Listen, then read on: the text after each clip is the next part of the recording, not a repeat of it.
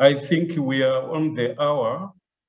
So before I hand over to the chair, can I just quickly run through the house rules so that at least we have a smooth running workshop? So the first thing is there will be simultaneous translation in English, French, and Portuguese. So if you go to interpretation, you should choose the language.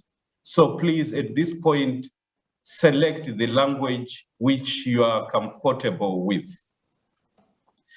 For interpretation to be accurate for the speakers, if you have headsets or earphones, you can use those. Please speak slowly and clearly for the sake of the interpreters. For those who are not speaking, please, can you mute your microphones? Please put your questions in the chat function, or you can raise your hand. You just click on raise your hand, then we can see you need to make an intervention. Then, if you are not speaking, we would request you to turn off your your cameras, because any movements you are making possibly distract others, because we'll actually be seeing those who have their cameras on. But for the speakers, they have to turn on their cameras when they are speaking, and make sure you are where there is less light, because it will be reflective and we won't be able to see properly. So with those few instructions, I hand over to the chair, Dr. Mtale, who is the Permanent Secretary, Ministry of Home Affairs, Republic of Zambia. And as you know, Zambia is the chair of the Bureau, and we are honored to have the chair of the Bureau at this launch. Over to you, Dr. Mtale.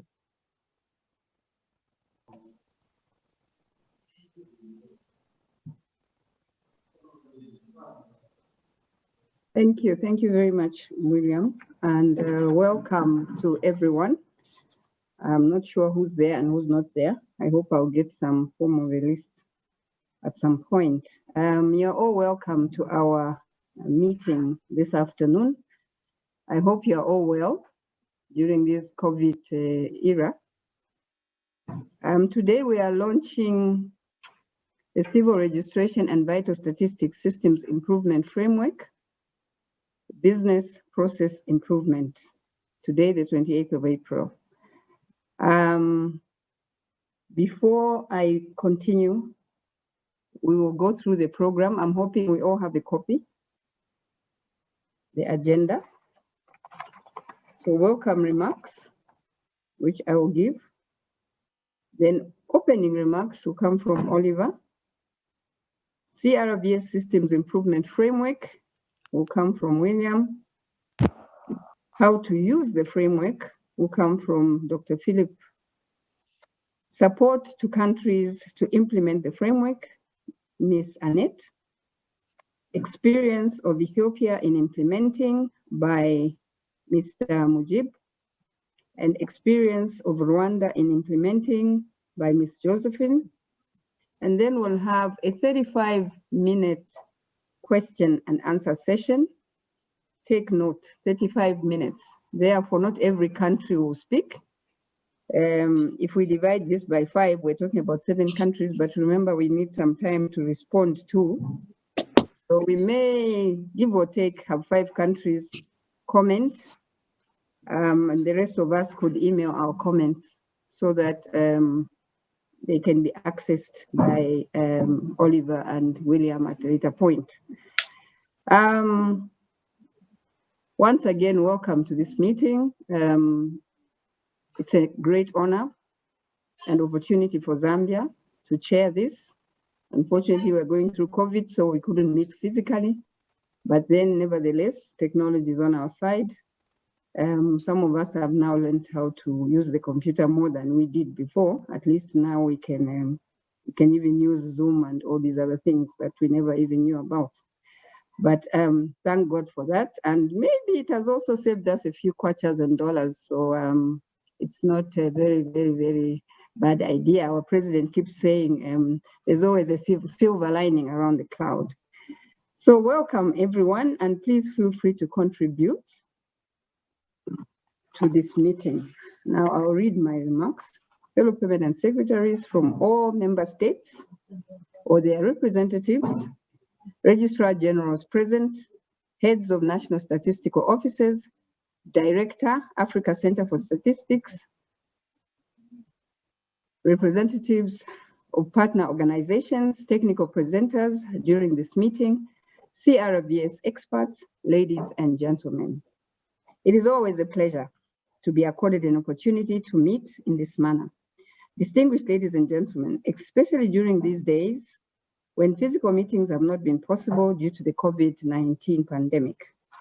I wish to put on record that Zambia appreciates the commitment by all member states, partners, and all stakeholders to ensuring that the aspirations to strengthen civil registration and vital statistics systems in Africa and the gains recorded during the past years are sustained all the time.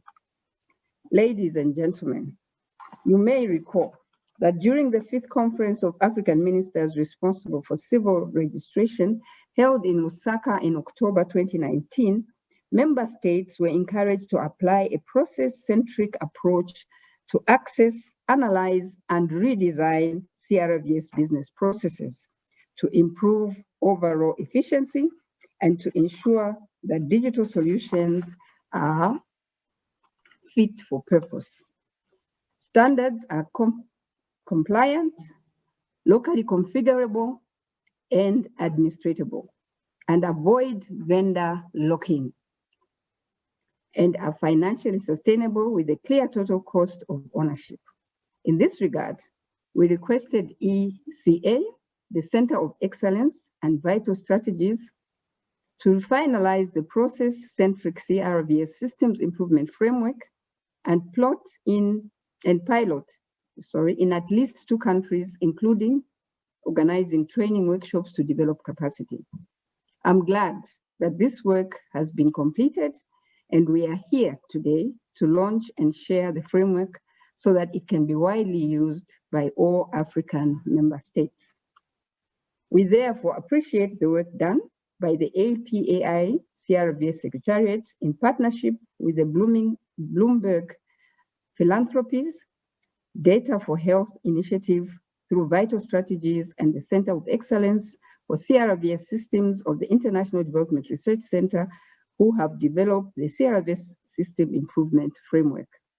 Ladies and gentlemen, the aim of this framework is to provide tools for governments to strengthen their CRVS systems by examining current processes for CRVS systems using the new framework as a guide. Governments can identify gaps and determine which aspects of the CRVS processes are in need of improvement. I am aware that this framework takes a process-centric approach, and I believe that this is important for member states because you cannot achieve your strategic intent to strengthen CRVS systems without optimizing business processes in a coordinated manner. Further, with strengthened CRVS systems in place, governments can create a clear path towards ensuring that every person counts and we end in invisibility. Distinguished ladies and gentlemen, CRVS systems in Africa, like any other continent, have been challenged by the COVID-19 pandemic.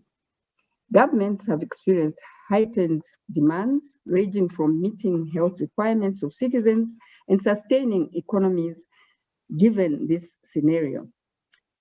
It is possible that resource allocation towards strengthening CRVS is negatively affected due to competing demands. However, it is important to always remember that investing in CRVS is not an option because doing so entails building systems that remain responsive and inform public health interventions and develop planning even in pandemic situations such as the prevailing one. For example, there have been heightened expectations of civil registration to provide real-time data that are needed to manage the pandemic, including its socio-economic effects. However, in 47 countries, the civil registration systems are not fully functional and have failed to provide real-time data, which are required as the gold standard for measurement of mortality in a population, which is crucial during the pandemic. I therefore wish to encourage members to work within the available resources to continue strengthening their CRVS systems.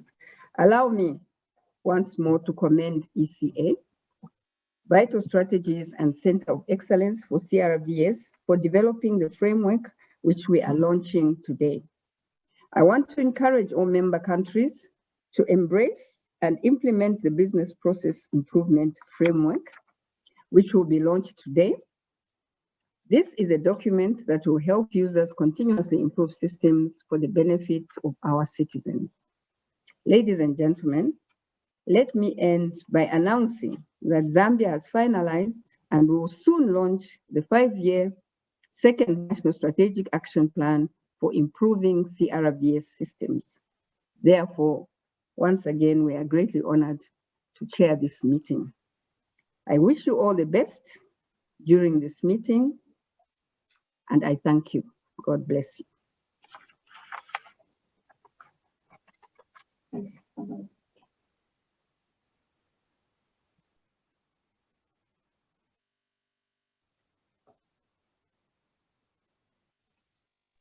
I hand over to Oliver now. Oh, okay. I thought maybe the William was moderating, but I realized it's the chair. No, thank you very much. Let me start by recognize Dr. Liam Tale, that is the Permanent Secretary of the Home Affairs Ministry in Zambia, who is also representing the chair of the Bureau. As you know, Zambia is actually the Bureau of the chair of the Bureau, rather. I do understand and that there are permanent secretaries that are also joined. There are registrar generals, director generals of national statistical offices that I would like to recognize. I also want to recognize the members of the Africa Core Group on Civil Registration and development partners that are also joined to this meeting. May I simply say, ladies and gentlemen, let me join the chair to welcome this CRVS fraternity in Africa to the launch of the CRVS System on Improvement Framework. Your presence at this platform demonstrates the importance you attach to civil registration and related statistics. I really want to thank you for taking your time to attend the launch. On behalf of the ECA, which is the Secretariat of the Africa Program for Accelerated Improvement for Civil Registration and Vital Statistics, in short, IPR-CRVS, I wish to thank all partners for assisting the preparation of the improvement framework. The Secretariat who worked with the Bloomberg Philanthropies Data for Health initiative through the Vital Strategies and complemented by the Center of Excellence for Civil Registration Systems of the International Development Research Center. Let me take this opportunity also to thank the team of experts who worked on it. Your determination to work on this program really has been commendable, and we really appreciate, we're satisfied with the work that has been done. But I also want to thank, through the chair, Zambia, since it is the chair of the Bureau, for its leadership since they took office in 2019. Several meetings have been held, and also several activities have been undertaken, including the preparation of this framework itself, which is being launched today. This would not have been possible if Zambia really did not show, have the support and the visionary leadership that they've exhibited over the time. So, ladies and gentlemen, at ECA, we are proud to be part of this framework that will revolutionize the way we build the Africa civil research systems into the future. We have kept to the commitment on the recommendation of the Nouakchott Declaration to undertake a cutting-edge research and produce resource material that will drive our CRVS system in the future and make them reach international standards. During the 5th Conference of Ministers responsible for civil registration in Lusaka in 2019, we promised to deliver the improvement framework and pilot it and incorporate the revisions of that before the 6th Conference of Ministers that is coming up soon. I'm proud to say that we have done this as a collective. We now have a product which I can confidently say will lead us towards a universal coverage of vital events. But as you all know, a tool is only good when being used. It is therefore imperative that it is applied, and therefore we want to implore the countries to ensure that they utilize the framework itself. The decade for repositioning CRVs in Africa is aimed at making everyone visible in Africa. That is our motto, and this is where we want to go. To that end, we are making some progress on civil registration and vital statistics in Africa. We have a lot of work, though, to do in strengthening our systems if we are to attain SDG 16.9. We have so far surpassed the 50% mark with the birth registration and 33% with death registration. And therefore we have a collective responsibility as a continent to accelerate the attainment of this goal, as well as attaining the commitment made by the African ministers to revamp and modernize the civil registration and vital statistics, as well as the ID management systems in Africa, all in the quest to make sure that no one is actually left behind. ECA results from the rapid assessment conducted in 2019 reported that 42 countries in Africa have conducted comprehensive assessment of their civil registration and vital statistics system. 73% have developed a strategic plan, and 65% have implemented their strategic plans. About 2/3 of these countries compile some form of vital statistics from the civil registration and vital statistics, and 32% don't generate any vital statistics from the CR data at all. And only 30% of the countries in Africa are producing annual vital statistics reports, and 17 of these don't publish them at all. These statistics show that we are still lagging in a number of areas, and we're hoping that the framework itself will be able to help us to close some of these gaps where we are still lagging behind. However, I'm delighted that the framework is compatible with the strategic plans developed using past approaches to CRVS improvement planning. It will be useful for ongoing CRVS system improvement efforts. However, we know the limitation of past approaches. So we encourage countries that have undertaken comprehensive assessment to pick on modules on what they did not cover and apply that depending on their strategic value of improving particular business processes in the CRVS system based on the current system needs. This innovative approach will greatly contribute towards improving the performance of civil registration systems and supporting the generation of vital statistics data. We therefore look forward to continuously support the civil registration offices and national statistical offices and ministries of health on CRVS in Africa. We now have a very strong team of multilingual experts working on the APIA CRVS, and these are available to support all countries on the continent.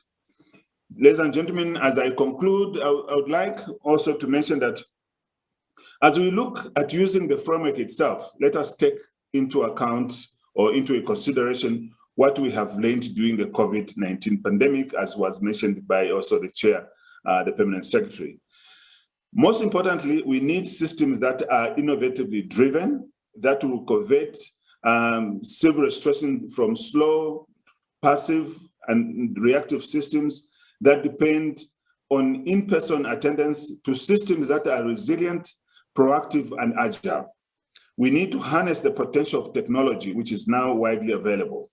The potential of mobile phones is increasingly the operational efficiency of civil registration systems in Africa in immense and can be a game changer. And thus, the next conference of ministers that is now scheduled to be in Maputo in October this year will be looking at issues of innovation, integration, as well as decentralization. And finally, let me reiterate the unwavering technical support you receive from the pool of experts that I've mentioned, who are responsible for the implementation of the business process improvement framework. I encourage you to utilize the CRVS system improvement framework and all the other resources that are available and being developed to inform decisions and improve the different CRVS systems. The IPR CRVS Secretariat team stands ready to provide technical assistance to any country that needs support in implementing the framework. There will be a series of capacity building initiatives, which will include online and face-to-face training.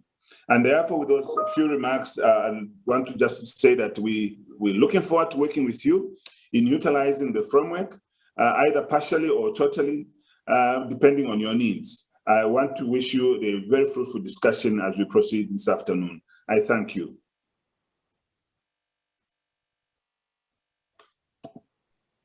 Thank you. Thank you very much, Oliver.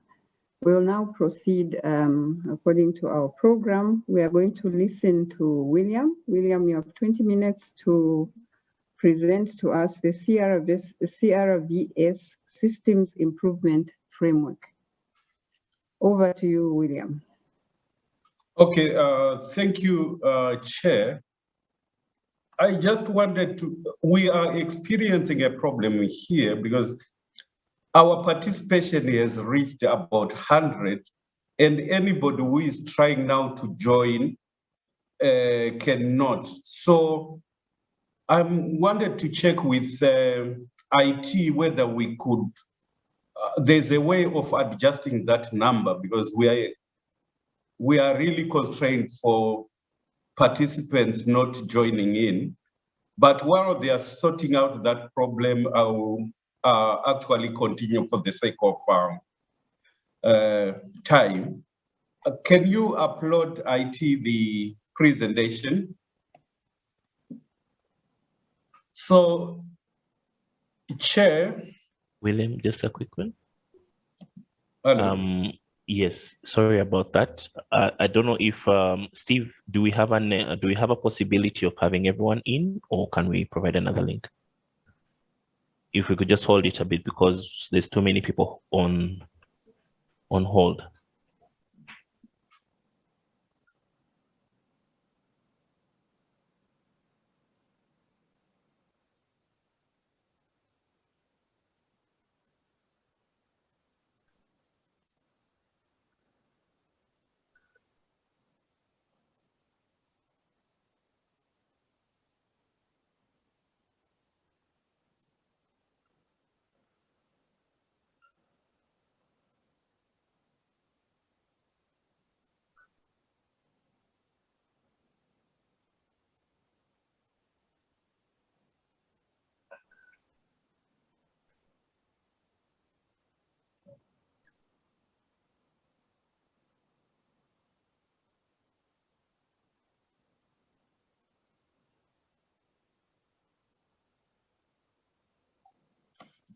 Okay, I think we continue. So thank you, Honorable Chair, for affording me this opportunity to present the framework on behalf of the Upper CRVS and its partners, who have actually been mentioned in the previous speeches. I would like to express my appreciation to the multitudes of delegates who have joined this virtual meeting, and actually apologize to those who are failing. I think we had 200 registered, so we are actually going to lose about half of the potential participants who needed to witness this momentous achievement, which I hope will transform the way we do business in civil registration and vital statistics. As the Upper CRVS Secretariat, we have endeavored to fulfill our mandate of producing knowledge products that will drive our systems into the future.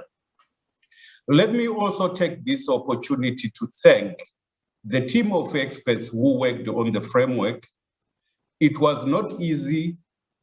It was really a very long journey. I joined actually halfway when they'd done half the work, and I'm happy that I was part of the completion process.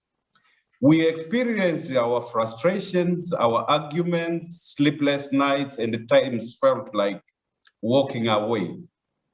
However, we persevered together and eventually converged on our thinking and produced this cutting-edge framework. As the CRVS community gathered here, we need to adhere to the principles and recommendations of CRVS as provided by the United Nations. CRVS should be compulsory, universal, continuous, permanent, and confidential. If I may ask, which country in Africa can confidently say they fulfill all these 5 principles? I guess I might not even get a hand up. So this is a point for self-introspection, even where we are assuming the civil registration systems are working well, but as long as they don't fulfill those principles, it means there is chance for improvement.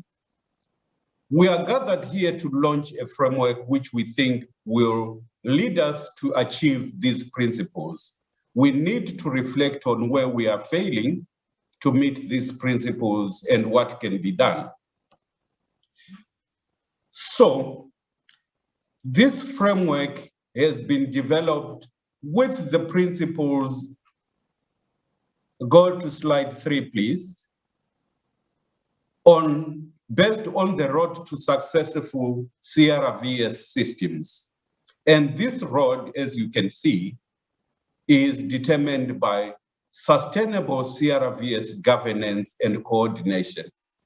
And it's one of those things which I'm observing after doing a number of rapid assessments in Africa. Coordination becomes a problem. It becomes an issue. Then adequate planning and implementation of CRVS national strategies. The numbers which were actually read by Oliver really need a careful analysis. Why would we produce documents, strategic plans, which end up not being implemented? So we actually need to see the processes being taken all the way. Then the third aspect is supportive CRVS legislative environment. Continuous CRVS process review and improvement. So we shouldn't be sitting on our laurels and think CRVS systems are actually evolving, and the issue of continuous review of processes is quite critical. Then public engagement on the benefits of vital statistics and even civil registration itself. Civil registration, we know, it confers human rights, it provides us data for planning, and it's also used for administrative purposes. Next slide, please. So we need to reflect on some of the questions which will lead us to the need to improve. I'm just presenting a sample of some of the questions which you might need to ask yourselves. Is your CRVS system failing to meet quality, cost, and time requirements? Are there significant external developments, for example, citizen preferences, technology that may require considerable adjustments to process? For example, the mushrooming of cell phones in Africa. That in itself, if we start thinking about it, we can register every event in a country because almost every household owns a cell phone. The third one is, are there important changes within your organization? For instance, a new CRVS strategy that may suggest the need to process improvement. Does your CRVS performance compare unfavorably with that of other countries? I know, for example, in the Francophone region where I'm currently, they actually compare their systems against each other, and they can tell that I'm not doing well. Are CRVS employees expressing frustrations with their job responsibilities? Do certain procedures seem overly complicated Are some tasks taking too long to complete? For example, a client who has to come 4 or 5 times for a birth certificate or a death certificate. Next slide, please. So the new approach which we have developed, or this new framework, it builds on previous approaches of the comprehensive assessment. So we are not completely discarding the comprehensive assessments. What you have done for the 40 countries or 42 countries which have conducted comprehensive assessments, that's good enough. But what we are saying is there's room for improvement on other issues which we had not learned when we developed the comprehensive assessments. Then it introduces a process-oriented multi-sectoral engagement. And we definitely agree that registration is multi-sectoral. It's not just the business of civil registration offices or Ministry of Home Affairs.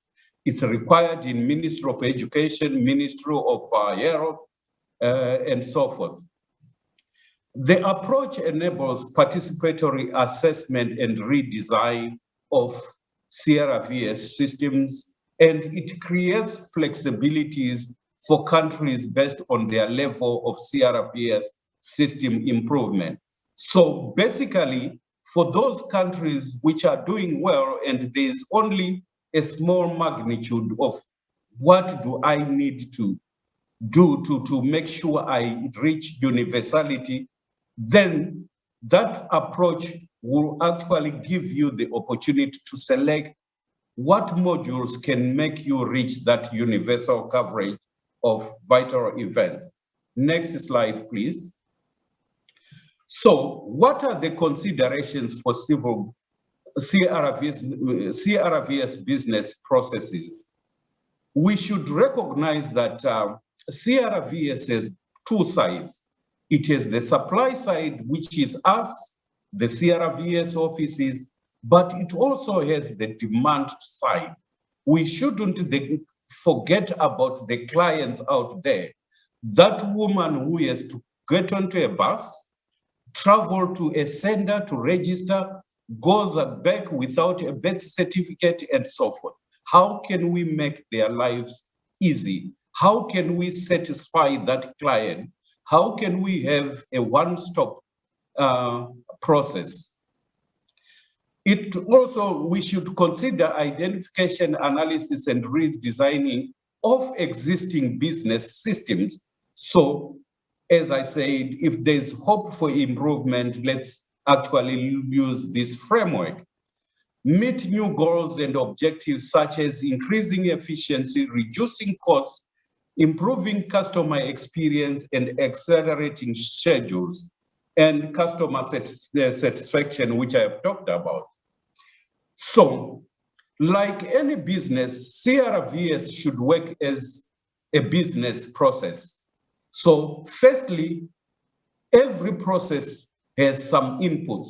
So, what we do prepare in having a good working CRVS, civil registration office, the documents we print, the computers, and all those. And every step adds something of value. And I always give this example of the person who sweeps the civil registration office. They actually have a role because it gives us a good working environment which is free from debt. And so that person is actually adding something to eventually us to deliver. Then different stakeholders perform some tasks. So we have all these people performing different tasks, but eventually where we want to lead is to actually successfully offer the documents. The process has some outputs. So the outputs is actually what are the products, and these outputs are delivered to our customers, and we have vital statistics, legal rights, and so forth. Next slide. So what are the components of the framework as earlier mentioned, it's a procentric approach to assess and define improvement areas and achieve the desired outcome. So, for example, if you look at a process of a child being born at home, what are the processes which are required until that child gets a birth certificate? So there is a process. A child who is born in a hospital or in a health facility might need a different process. So we have all these different processes which we really need to look at. And the document actually outlines most of these.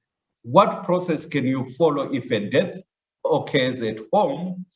If a death occurs in a health facility and so forth. The second component is improves on previous tools with richer inputs from the systematic way of process analysis.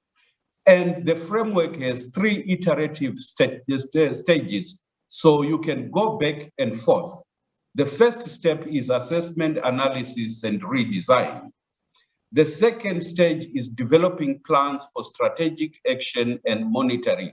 So in the process of possibly developing these strategic plans, if gaps are identified, you can actually go back and see either from your analysis or from your assessment or from your redesign, then implementation, monitoring, and evaluation, which are very critical. I mean, as you implement, you identify some of the issues which are not working well, you go back to stage 1 and concentrate on that. Next slide. So for country application of the framework, CRVS Business Process Improvement Framework will guide country stakeholders to strengthen CRVS governance and coordination in terms of, firstly, empowering country leadership and ownership. And this is one thing which is good about this framework. It's actually done by the countries. They lead themselves, and the technical support we provide is actually to make sure this country leadership and country ownership are actually achieved. We work with them to actually do the work themselves because they see value if they are involved in the process, rather than just employing a consultant comes and produces a report. They go to the next stage and produce a strategic plan, then find the strategic plan is actually shelved because nobody in the office understands it. Then secondly, implementing a well-coordinated consultative CRVS process. Thirdly, following international standards, concepts, and best practices. And this is one thing which we are also good at, bringing international practice to local conditions. Then fourthly, building proactive CRVS systems which actually respond to the current needs, things which we are looking at as we move to COM6 in Maputo is actually innovation, integration, and decentralization. Next slide. So what are the takeaway points as I conclude?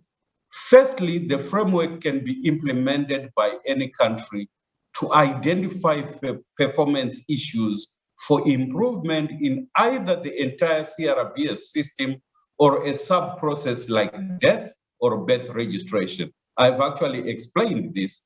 Implementation can be accomplished alongside routine CRVS workflow led by technical focal points with oversight from the national CRVS coordination mechanisms and its stakeholders. So this system allows you to inbuild systems which can monitor what's going wrong or what's not going right.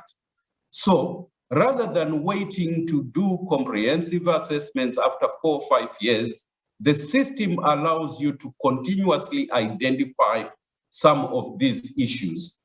Then thirdly, the long-term utility of the framework is the flexibility for continuous adaptation to any country systems and needs. So this can be adapted as the system matures and so forth. Then fourthly, training resources will be available online, and actually initially we had planned for face-to-face just before the COVID pandemic hit us. But we are hoping when things normalize, in addition to the online, we will also provide the face-to-face training. So, next slide, we have those resources. We'll provide the link to the framework on the Upper CRVS website, the COE website, the Vital Strategies website, and so forth. So it will be available on a multitude of, on multiple websites. Then we have the e-learning program, which is being developed. We also have the technical assistance, which my director Oliver mentioned, that we now have a pool of experts at the Upper CRVS. And we also have CRVS improvement guidelines, which we can avail. Then other sources, the South-to-South exchanges, and we have found this to be very useful, where countries which are doing well or which have implemented the framework, we actually make or arrange for the other civil registration and vital statistics offices to actually visit and see, especially now that some of the countries have managed to digitalize very well. So that's the purpose of South-to-South exchanges, to go and see. Next slide, which I think is the last. So as a practical example, we have started implementation of the framework, and 3 countries are actually going to share their experiences: Ethiopia, Rwanda, and Lesotho. On top of that, we have started a mentorship program where we have placed 7 mentors in 7 countries, which are Kenya, DRC, Zimbabwe, Burkina Faso, Malawi, Angola, and Lesotho. And this team is actually working on helping these countries improve their systems or processes for death registration and medical certification on cause of death and verbal autopsies. So these mentors are extensively trained and capacity built in BPI. We have a series of trainings which we provide so that they understand this framework very, very well, and they should be able to impart it to the countries. Then the mentors are supported technically by the Upper CRVS Secretariat and the partners from Vital Strategies and COE. The mentors are placed in the civil registration or vital statistics office. So they become part of the system so that they can also be identifying some of the issues which need improvement. And they also lead in-country technical team. So in most countries, we have formed technical teams which involve civil registration. It involves the National Statistical Office, the Ministry of Health, and other government departments which have a stake in civil registration. So these mentors are closely monitored by the Secretariat. We actually have almost like weekly meetings to see how things are going in the countries, what advice do we need to provide them. And if need, unfortunately, we had actually planned that possibly where there might be need for high-level intervention, then those countries, we might actually need some of the face-to-face interactions, but we will look at it at a later point. So as I conclude, we have two quick polls, which I'll ask our IT to show.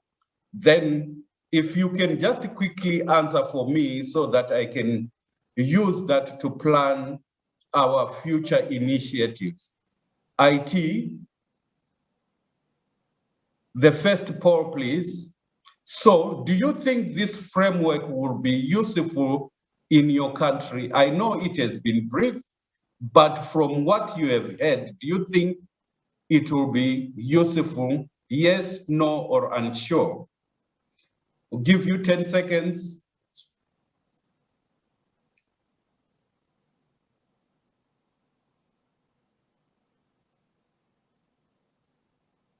Okay, IT. The second poll, okay. We have gotten the results. It's almost universal that 96% of the participants think it will be a very useful tool, which means actually we will have a lot of work, and I can say to my colleagues, let's see what we can do. Secondly, do you think this framework will be useful in your country? Do you see, would your country need any technical assistance to use the framework? Sorry. Would your country need any outside technical assistance to use the framework? Another 10 seconds.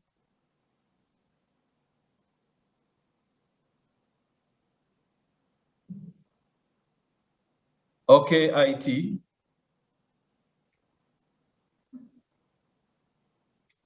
Okay, almost 88%. So we'll say they would need outside technical assistance. So I think we will have further engagements after. This was just a launch, but let's get to be talking to each other and see the way forward. Thank you, Chair. I hand over to the Chair.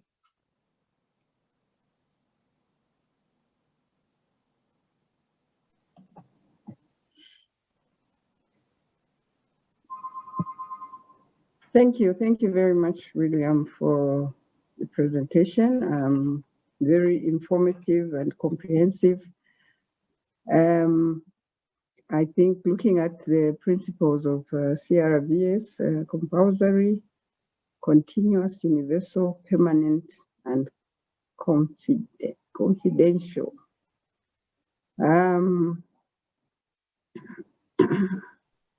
I'm sure the members have now, those of you that may not have known what the framework consists of, I think now have an idea after this presentation.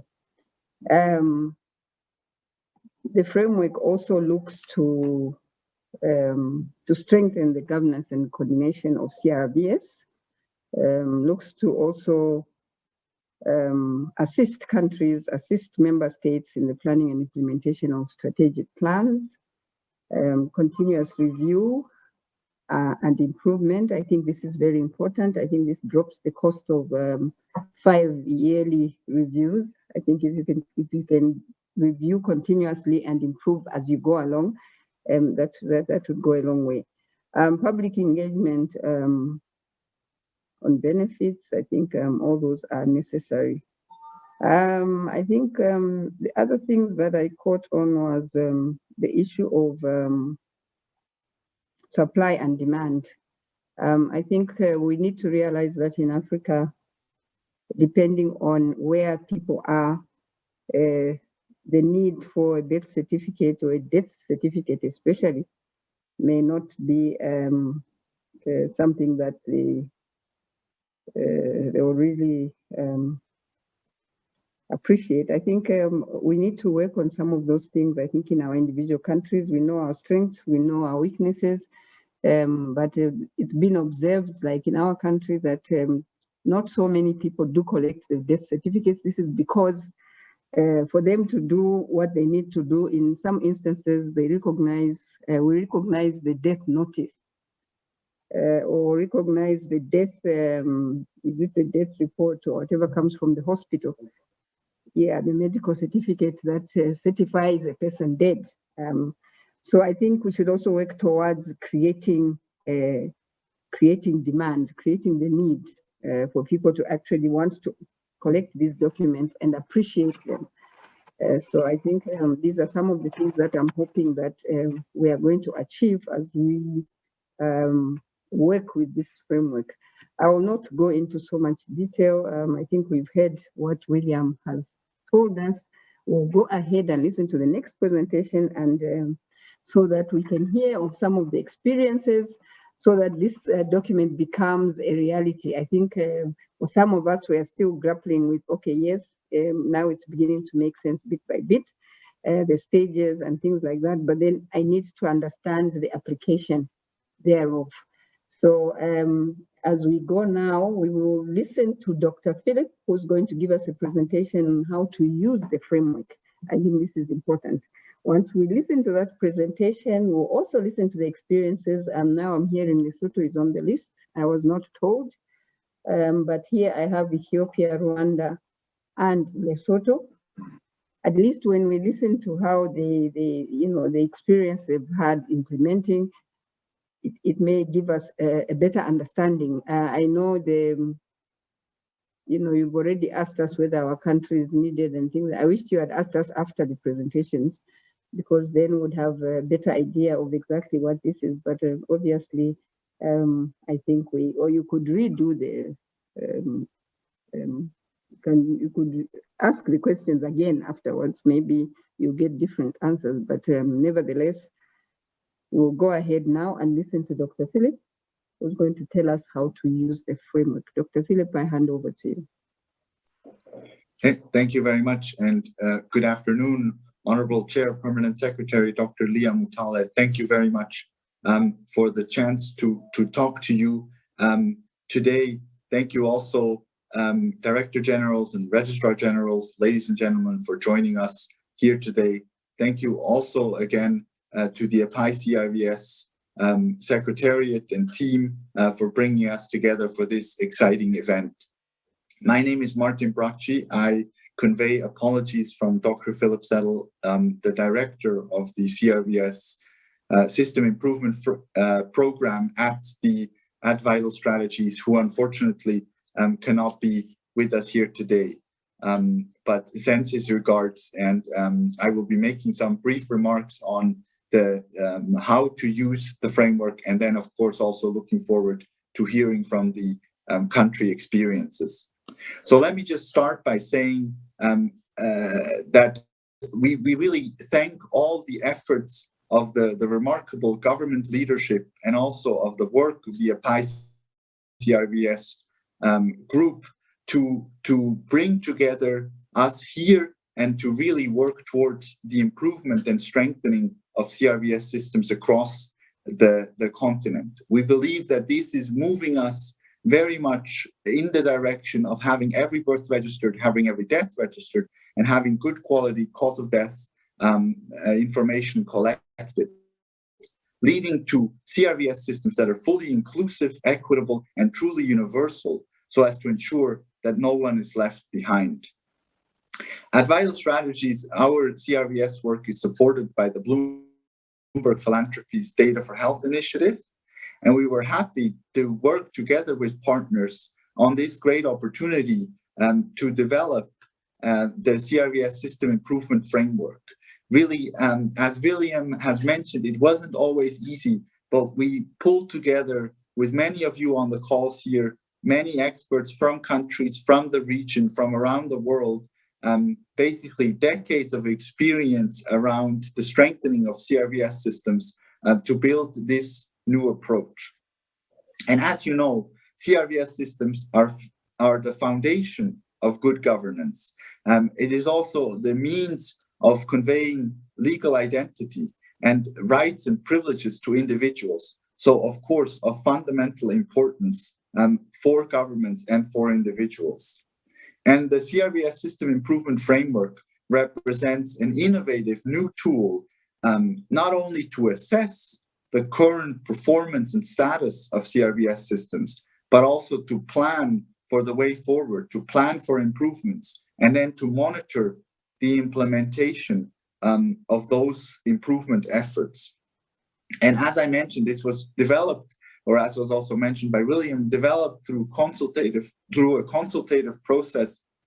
And really, the framework focuses on the business processes in the CRVS system. And let me just say, in addition to what William has already mentioned, say a few words around why we feel it's very important to focus on business processes in the CRVS system when aiming to strengthen the CRVS systems. As you know, CRVS systems are complicated. There are many stakeholders involved, and it's really the joint responsibility of these different stakeholders to maintain the systems and to strengthen the systems. And for that joint responsibility to work well, it is important that the roles and responsibilities across the different institutions that are involved, across the different stakeholders, are very, very well defined. And by holistically looking at business processes in the CRVS system, that is from the time that the system learns about a new vital event all the way to the certification of that event, and also to the production of vital statistics, by looking at that holistic process, the stakeholders that are involved in the CRVS system are brought together. And we think that is one of the key elements and key benefits of using this process-centric approach. And we also, through experience from the Bloomberg Philanthropies Data for Health initiative, as well as the early implementation of the CRVS System Improvement Framework, we can see that this comprehensive process-centric approach can help to strengthen civil registration system and bring together the stakeholders. Again, as I mentioned earlier, this emphasis is not just on the framework's emphasis is not just on the analysis, the one-time analysis of the current status of the system, but it is rather to really support an improvement cycle that analyzes the performance of the business processes, redefines those business processes, plans for activities to implement those redesigns, monitors that implementation, and may reveal further issues in the business processes that can be revised or addressed in a next cycle. So let me just say a little bit more about the use of the framework and what we see as kind of the general points on how the benefits of the use of the framework. And again, we have country presentations that will talk about specific use. But the key aspects that we see of the framework and its use is that the fact that the framework is highly modular and it is iterative. So I'll get to the point about modular, but just on the aspect of iterative, what we really mean with that is that, as I've already pointed out, it allows for a continuous effort of CRVS system improvement. So looking at the performance of the system now, developing ideas on how to change it, implementing those ideas, and going through that cycle of actual implementation, monitoring the performance of the system as the system is being improved and continuously improving it. In terms of the modular nature of the framework, this has also been mentioned before, and there are basically two ways in which the framework is modular. In a first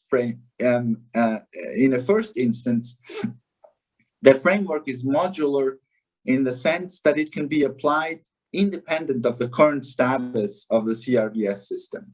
Whether or not the CRVS system has recently been evaluated using, for example, the comprehensive assessment, or if the CRVS system has an ongoing strategic plan.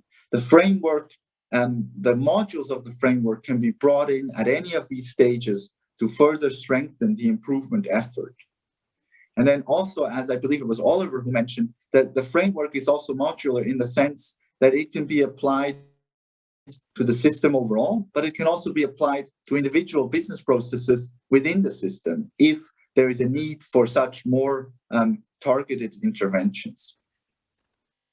And let me just point out one other critical factor here to the implementation of the framework, to the use of the framework. As we've already heard, and as we are all aware, again, CRVS systems are very complicated, many different stakeholders involved, which means that there's a critical need for good governance and strong coordination among the different stakeholders in the CRVS system to ensure an efficient running of the system. Now, with the CRVS system improvement framework and with this approach of focusing on business processes, it is actually encouraging the different stakeholders to come together and to jointly work on various activities. Sorry, I'm seeing a message that there is no more. Can you still hear me okay?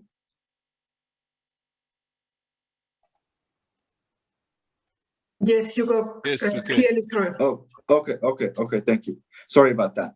So as I'm saying, that the framework and the application of the process-centric approach actually encourages people to work together, to come together to the table, look at the, again, end-to-end flow of information in the process, and to work together collaboratively. As such, it addresses one of the key challenges of reform and improvement to CRVS system. However, I would also like to point out that to be able to benefit from that aspect of the CRVS system improvement framework, it's very important that you as leaders in the CRVS system come together, look at the situation in your country, evaluate the potential use of the CRVS system improvement framework, and then do or perform that initial convening of stakeholders as leaders, convene the stakeholders in your CRVS system to begin the joint process of working through some of the tools or the modules of the CRVS system improvement framework. And we believe that then the framework has good potential to strengthen coordination, to strengthen collaboration, and ultimately strengthen the governance system within the CRVS overall system, which of course are again very important to have a fully functioning system. As I come to the end of my remarks, I would just like to say again how proud we are to be part of this activity. As William has also pointed out, it wasn't always easy. We've worked very hard. We are happy that we were part of the family of partners working on this, and now that we are able to come to this launch. We are also happy to, as William also mentioned, to be part of the early implementation of the framework. We look forward to supporting governments further with the implementation of the framework. We also look forward to receiving feedback on the implementation of the framework. We aim to make it a living document, so any feedback is welcome to revise the process further as we gain, or as you gain, more experience in implementing this. And we certainly feel that this framework has great potential to become part of the standard set of tools that are used to improve CRVS systems. With that, thank you very much for your attention, and I pass the word back to the chair. Thank you. Thank you very much, Martin. Just before you go away, which ones here are the modules? I'm trying to figure out. Are the modules in the stages, or maybe you can just help me there? Yes, thank you for that question. Yes, I should have clarified that. And basically, the main modules are in the stages. It is then, especially within the first stage, that there are some other tools that can be used in a modular fashion. But the main modules are the stages, yes. Okay, thank you very much. We appreciate your presentation. At least we're getting a clearer picture of what it is we are talking about. Now we will continue our meeting, as we are going to now call upon the countries. Oh, no, before that, we are going to listen to Ms. Annette, who's going to talk about the support to countries to implement the framework. Yes, good afternoon. Thank you, Madam Chair. This is Annette Meyer-Fortendal. I'm from the Center of Excellence, housed at IDSC in Ottawa.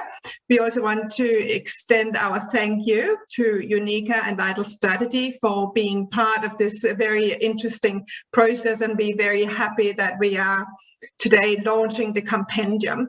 So as part of, I'm just going to share a very few slides. So I'm just going to put up my slides. So, you know, as said, this has been a long process, and part of the process we have also we have also spoken to a large extent about how can we best support the countries and the facilitators in terms of rolling it out.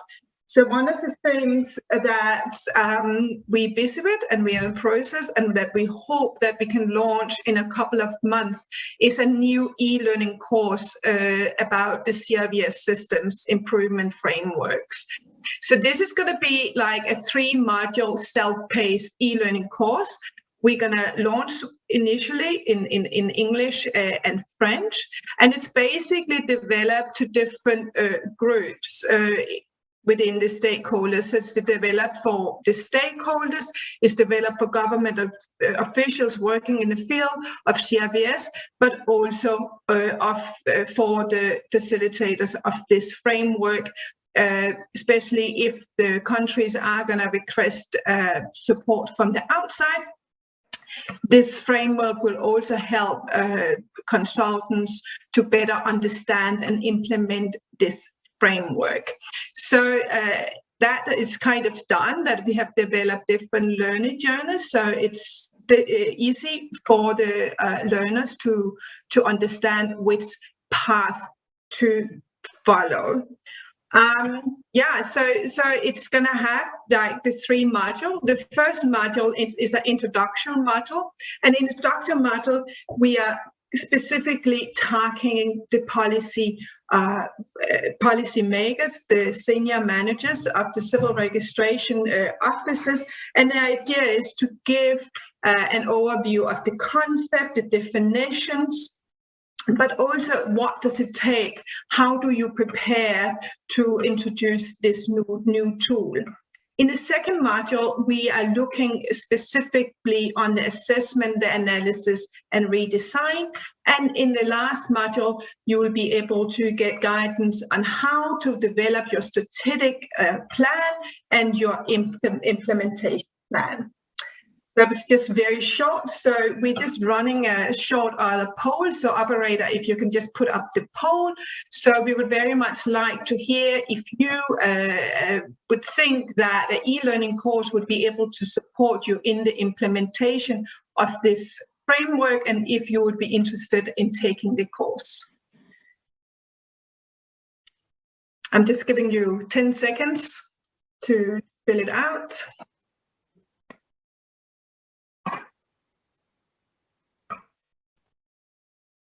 So would it be useful for you and your colleagues to take this e-learning course to support the implementation of the e-learning course? Yes, no, or I'm unsure. I think, operator, we can close it. Yes, so this is very positive, like 97% is saying that it would be useful, and we're very happy about that. Actually, initially, we had planned to have an in-person workshop, but this was, of course, all not materializing due to the pandemic, but with this tool, we will be able to reach much broader. In your, I don't know why my presentation cannot go forward now. Okay, I just want to very shortly, so the Center of Excellence is a global knowledge hub, and what we do, we provide access to information, but we also develop information. And together with UNICA, one of the things that we have done in the past year is to develop country profiles. And some of you will remember that this was recommendation from the technical meeting in Zambia a couple of years ago, where we published the first 12, and expert then recommended that the Center of Excellence and UNIGA should develop country profiles for all the countries. So I can tell you that we have published 17 to date, and another 15 is going to be published within the next couple of months. So when you are preparing for your assessments, you will be able to find inspiration and material, maybe either from your own countries. You can kind of go through what has been already documented, but you can also find inspiration from other countries. Another important piece that I would like to put your attention to is a new series that UNIGA and the Center of Excellence has also developed in partnership.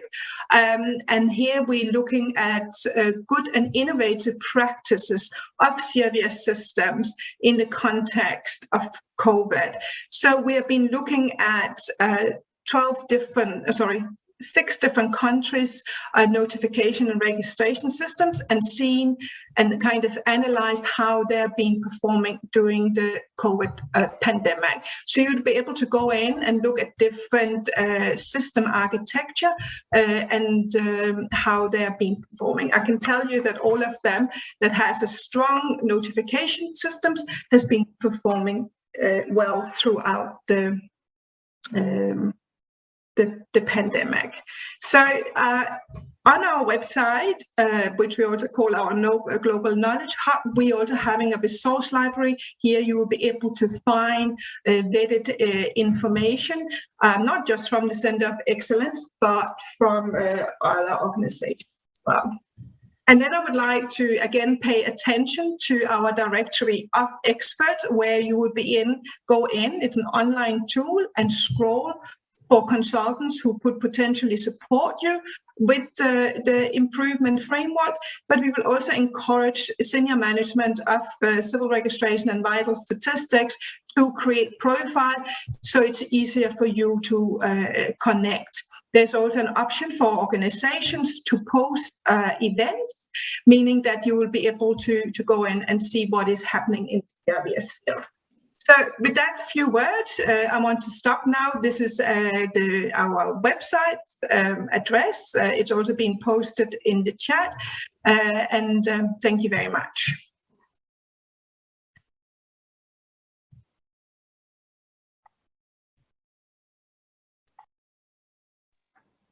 Thank you very much, Annette, for that presentation, brief to the point. We will now go into listening to the experiences that Ethiopia, Rwanda, and Lesotho have had implementing this framework. The first presenter is from Ethiopia, Mr. Mujib. Mr. Mujib, Ethiopia, we give you 10 minutes. Please go ahead and make your presentation. Thank you, Chair. First of all, I would like to thank the organizers for giving me this chance to present Ethiopia's experience on the business process improvement. From the outset, let me mention that the 10 years development plan of Ethiopia for 2021 up to 2030 has set a target of 100% achievement of registration of births by 2030. This demonstrates the political will of the government to improve CRV system in Ethiopia. The target is also in line with the global agenda, that is 2030, for sustainable development, which aim to leave no one behind, and the African Agenda 2063, message of inclusiveness, or the Africa we want. Let me say our CRV system is underperforming despite 4 years of implementing vital event registrations throughout the country. In about 95% of the 19,000 lowest administrative unit, each with 500 households on average. Registration of births was about 20%. Days registration below 10%. Marriage and divorce registration were very low. Recording of cause of death, particularly non-existent. Realizing that target in the national plan cannot be realized without first understanding the poor performance.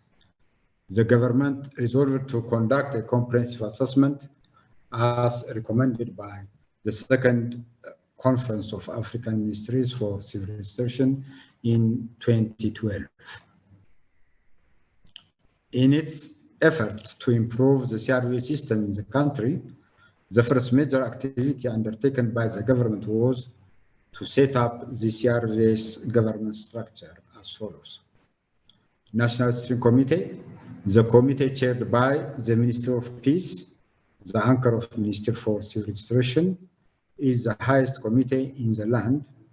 Members are senior leaders of the Ministry of Affairs, Central Statistics Agency, Administration for Refugee and Returning Affairs, and others. Several development partners, including UNECA, are members of this steering committee. Technical working group, several government agencies related to CRV system and development partner, chaired by INVIA, that is Immigration Nationality Vital Event Agency. The national core team comprised senior technical staff from INVIA. This team worked with the international and the national consultant required by UNICEF to lead the whole process. The above government structure is in line with the proposal of the Civil Registration Vital Event System Improvement Framework. We have found this approach so useful, it is agreed to institutionalize it as a permanent structure with its own TOR. Ethiopia conducted its first comprehensive assessment from October to December 2020. Four mutually supportive fact-finding approach were used in the assessment. These were field assessment, desk research, business process analysis, and value chain analysis. The assessment was conducted immediately after the government of COVID-19 movement restriction were lifted. However, the pandemic was still within us, and we revised the approach recommended in IPCR's guideline and managed to finalize the comprehensive assessment. I will share two of the approach we used. One, field assessment, a combination of the IPCR's approach, old version, and the CRV's improvement framework were used, adapting them to suit the country's specificity and restriction imposed by the pandemic. Two, business process analysis. This was done extensively by applying the approach suggested in CRV's improvement framework, led by the international consultant and the expert from UNECA. We are grateful to IPCRV Secretariat for providing their expert who conduct two hands-on rounds of current and desired business process framework. The capacity building aspect was very much appreciated by participants who came from different ministries and agencies. A business process assessment booklet supplemented the comprehensive assessment report was developed using the template developed by Vital Strategies. I would like to share with you that we found the CRV's improvement framework were very useful in this respect, particularly its process-centric approach. Now, let me give you a few highlights of Ethiopia's CRV's strategy and costed action plan for 2021 up to 2030. First, setting the direction for the improvement initiative, vision, mission, and core value were developed. The long-term vision for CRV's improvement is Ethiopia, where everyone is recognized. It is universal and dynamic, and it was embraced by the government. The mission statement emphasized the three pillars of CRV system: legal identity, administrative use, and vital statistics. In Ethiopia case, the leadership was convinced that no meaningful improvement can be achieved without modernizing the registration of vital event and recording of cause of death. Therefore, digitalization is the fourth pillar to bring about a strategic shift in the CRVS landscape in the country. Second, in the line with CRVS improvement framework, we have identified the following quick win redesign idea. One-stop birth and death registration and certification service in Warada district health facilities. District health facilities. Introduced burial permit and pilot the usefulness of incentive for local registrar and declarant of countries' births for registration and certification within 30 days. Free certificates are being looked into. The third, process-centric, introduction of a one-stop birth or days registration and certificate service initially as a pilot and then to be scaled up over the next 5 plan years. The business process analysis brought up the need to re-engineer it and its feasibility. Fourth, other key strategy execution consideration identified were administrative restructuring of INVIA for a better and flexible service, re-engineering the civil registration business process to improve performance and efficiency, recording of cause of death in health facility and in the community, enhancing statistical quality of data, compilation and dissemination, better coordination of CRVS activity to bring on board all key actors in the CRVS ecosystem, modernization of the CRVS system and laying the foundation for a population registration. I would like to reiterate the usefulness of the service improvement framework, the CRVS improvement framework with one suggestion for improvement on the monitoring and evaluation section. I would like to suggest that this important document should be strengthened further by accompanied with supplement monitoring and evaluation guideline. To my peer and colleague, many of you have already undertaken a comprehensive assessment, and I would suggest that you implement this timely second generation process-centric approach document in your effort for further improvement of CRV system in your respective country. I hope this has been useful. Thank you for your attention. Finally, Chair, please allow me to leave the meeting because I'm fasting and my home is very far from my office. It takes me 2 hours from now. So Mr. Jacob already in this meeting. He is our international consultant and he is Ethiopian by birth. So he can answer any question that may be raised for Ethiopia. Thank you very much. Thank you. Thank you very much for that presentation. We excuse you, Mr. Mujib. Enjoy your fast. Ladies and gentlemen, member states, please take note of any questions that you may have as we go along. You will have an opportunity at the end of the presentations to present your questions or your comments. So we will now go ahead and allow the Republic of Rwanda to present. And we have Ms. Josephine. Ms. Josephine, please take the floor. Thank you very much, Honorable Chair, Dr. Leah Mutale, and everyone else on the call.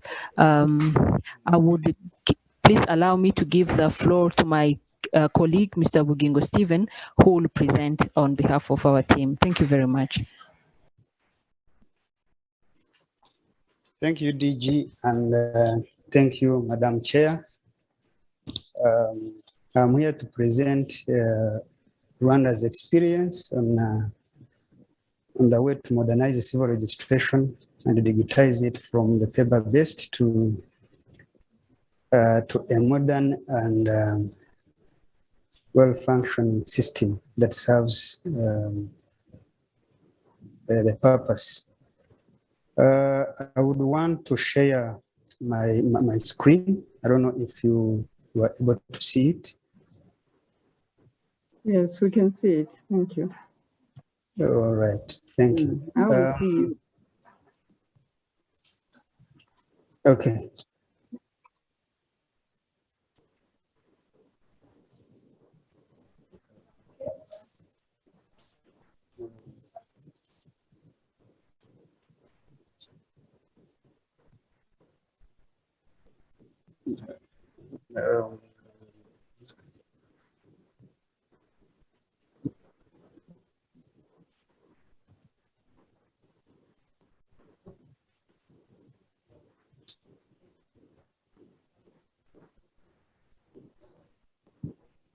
Do you see it now?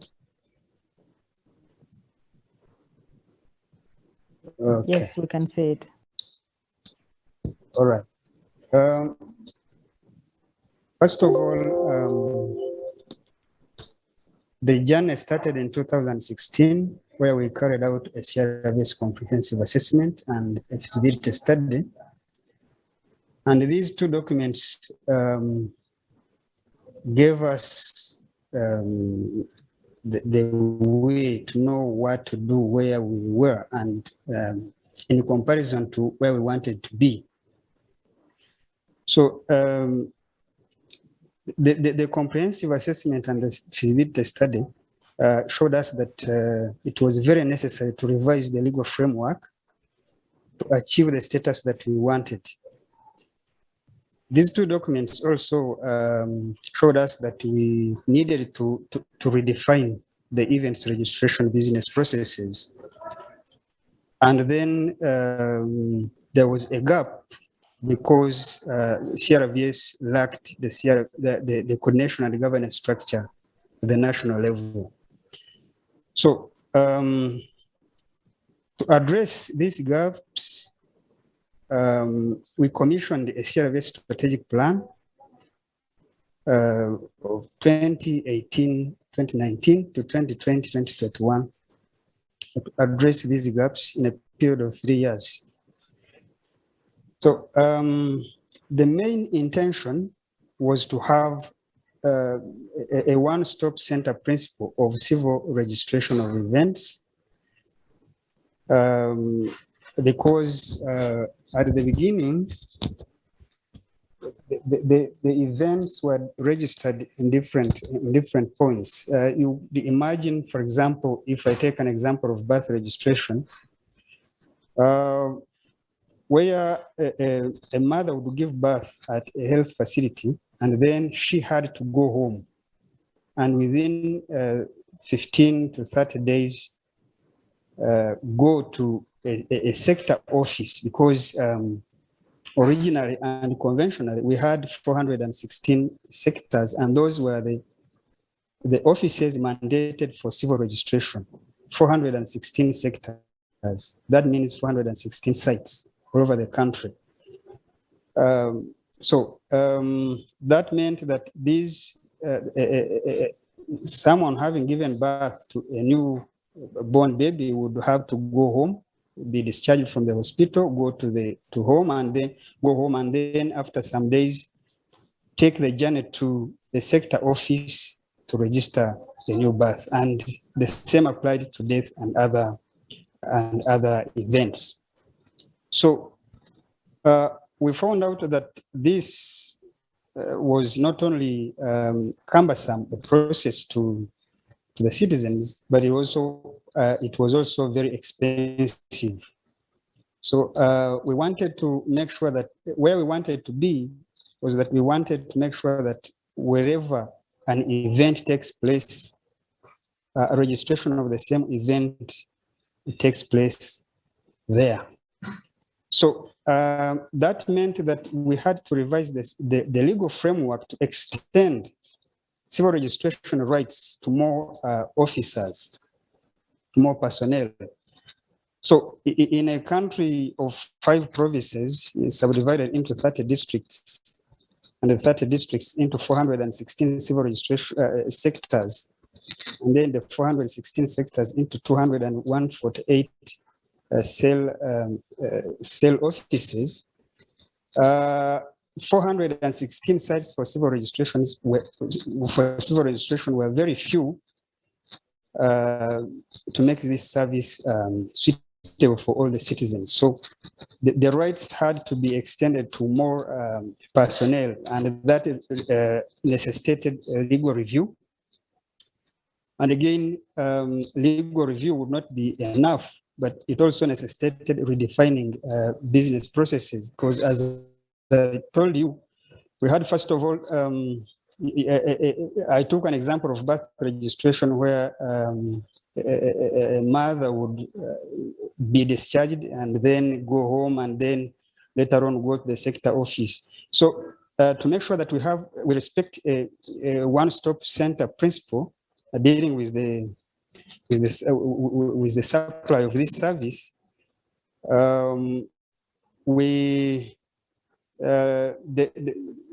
a regulation was passed. We're not hearing you. Hello, do you hear me now? Hello? Hello? If I can just We jump can't in. hear you.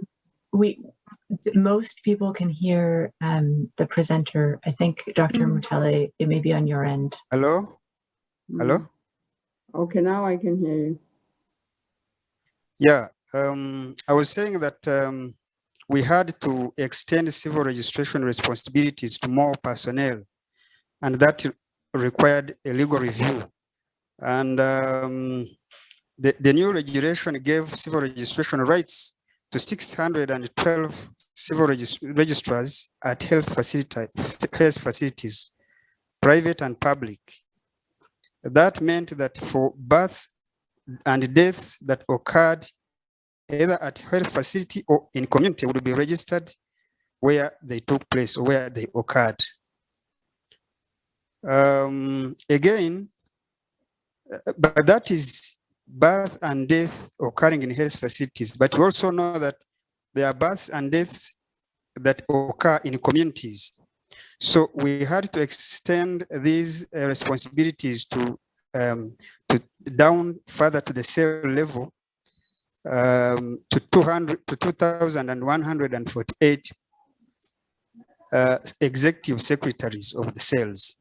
But again, I will have to mention that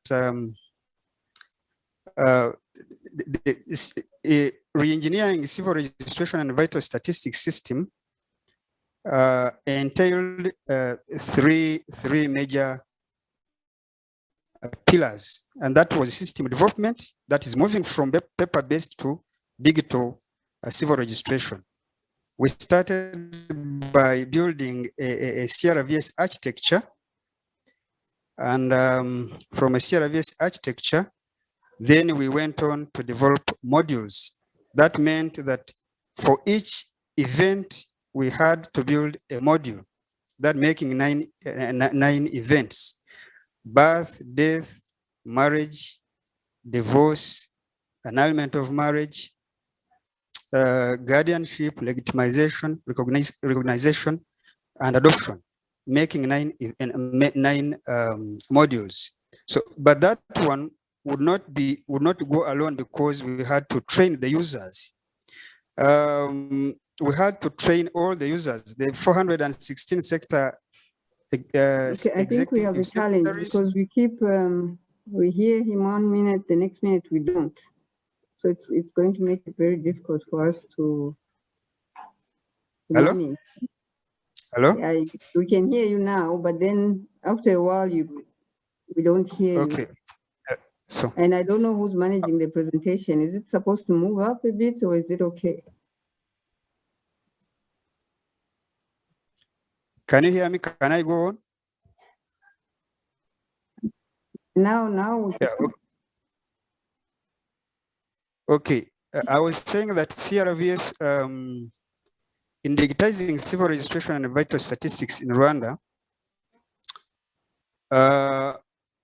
we put emphasis on 3 items. That is system development, training of the users, and behavior change communication. So for behavior change communication, we use live radio and video talk shows, TV, radio spots, billboards, web banners, and so on and so forth. But I want to share with you the current status. As we talk now, birth and death modules are deployed and they are operational. Marriage, divorce, and annulment of marriage, that is the second phase,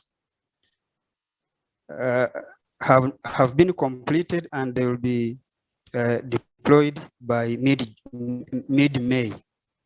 So because of COVID-19 challenges, we are delaying a bit and we are not able to meet the deadline of end 2021. So of end 2021. So the development of the last 4 modules, adoption, guardianship, legitimization, and recognition, will start in June, in July. So I think I will have to stop here to respect time. Maybe those ones who will be having questions will ask, and we will have to explain and give more details according to the questions. Thank you. Over to you again, moderator. Thank you very much for that presentation. Yeah, like you rightly said, we will give time for people to ask questions. We will now go to the last presentation before we can begin our discussion. We'll have experience from Lesotho. I'm not sure who's presenting, but Lesotho, over to you. Thank you very much, Chair, Dr. Mutale. And let me take this opportunity also to thank the organizers for giving us this opportunity to share our experiences in the application of the framework. Civil registration and vital statistics system plays an important role in the national developmental efforts. A well-functioning civil registration system is capable of providing individuals with proof of legal identity, and of course, with proof of occurrence of other vital events, which are important and necessary for individuals to access critical social and other services in the public and the private sectors. On the other hand, government can benefit tremendously from the vital statistics produced from the CRVS systems in the development of national developmental plans and monitoring of these plans. This will in turn enhance the efficiency and effectiveness of the management and delivery of government services, including health and social welfare benefits to the people. Although CRVS systems have been operational in the Kingdom of Lesotho for many decades, it has not yet reached full potential. This is due to a number of factors, including lack of coordination among key stakeholders, a passive system that is not easily accessible to a significant majority of the population. And these are some of the issues revealed by the assessment itself. Therefore, note that a holistic approach is required to bring about significant change to improve the CRVS system. It was therefore important for the country to heed the call by the Second Conference of African Ministers responsible for civil registration in September 2012, that all countries urgently undertake a comprehensive assessment and develop a reform action plan for strengthening the system based on the findings of that assessment. Pursuant to this call, the Kingdom of Lesotho conducted a comprehensive assessment of the civil registration system in 2015. The assessment was conducted using the resources developed by the Uprise CRVS Secretariat and Core Group, including the assessment tools and the guidelines. The tools were further adapted to the country context and used to collect and compile and analyze data. The CRVS comprehensive assessment was conducted by a multi-sectoral group led by a core group representing the Ministry of Home Affairs, Ministry of Health, the Bureau of Statistics. However, the report of the comprehensive assessment was not endorsed by the stakeholders because its findings and recommendations were not well formulated and or defined in a very consistent manner. It therefore followed that in 2019, the country initiated a process to review and finalize the CRVS comprehensive assessment report. That was not finalized from the activities or the undertaking of the comprehensive assessment in 2015. So in this regard, the assessment tools that were adapted and the data that was collected on each and every theme were still available, and the relevant documentation was still there for review. And then the process now had to change because of the new CRVS systems improvement framework. And in this regard, we focused mainly on the use of or focus mainly on the business processes of the system. And in this regard, the process went on by looking at the existing CRVS process and map them out in order to analyze the efficiency and adequacy of the different process flows, as well as the possible ways for improvement. Now, the mapping and the maps make it easier to recognize the bottlenecks and barriers that are within the problem, the business processes. After obtaining the vital events registration, current business processes maps, in other words, the SE's business processes, the bottlenecks are easily identifiable on the map and now can be corrected by recommendations to obtain the desired business process maps. In addition, business process maps will also facilitate a deeper understanding of the business processes of each and every registration process within the CRVS area as a result. The implementation of this approach in our case represented a case where a country had recently completed a comprehensive assessment and subsequently used critical components of the improved CRVS systems improvement framework successfully to review and finalize a CRVS comprehensive assessment report and develop a costed strategic plan as a critical step on the road to improve the CRVS system in the country. So the focus, as you can see in this particular area, was simply to take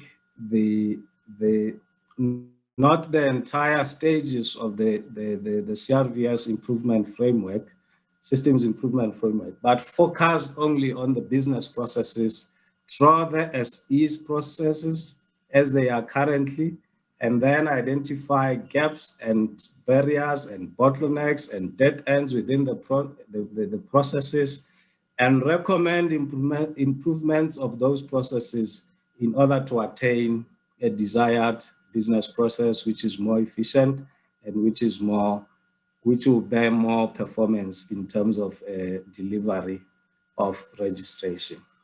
In conclusion, Chair, I just wish to note that the improved CRVS system framework launched today is a very important tool, introducing an approach designed in guiding efforts to analyze and redesign civil registration business processes to develop strategies and action plans that would significantly improve the performance of the CRVS systems around the world. Furthermore, the framework is flexible and can be used particularly for problems emanating within the system at the time. In other words, you can take a stage of the framework or a module, as was presented earlier, of the framework to apply at a particular stage in which the country is as far as the CRVS is concerned. And therefore, that meant that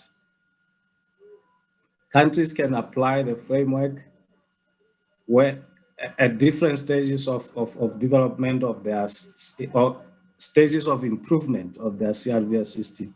Either they have finished the comprehensive assessment, or they are still within it, or they are also finishing the implementation of the strategic plans.